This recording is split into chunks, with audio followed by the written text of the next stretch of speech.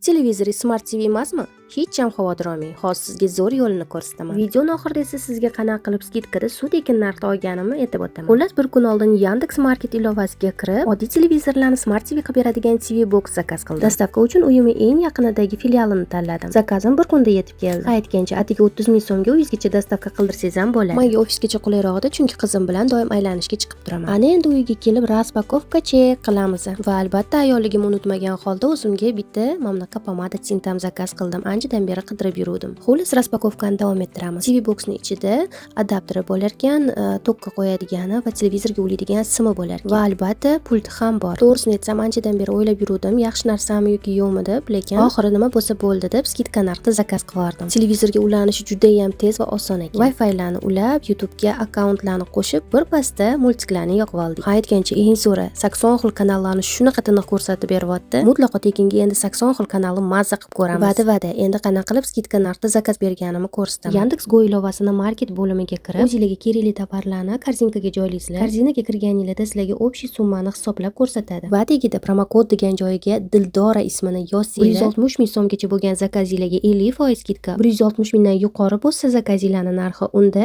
80 ming so'm skidka qilib berishadi.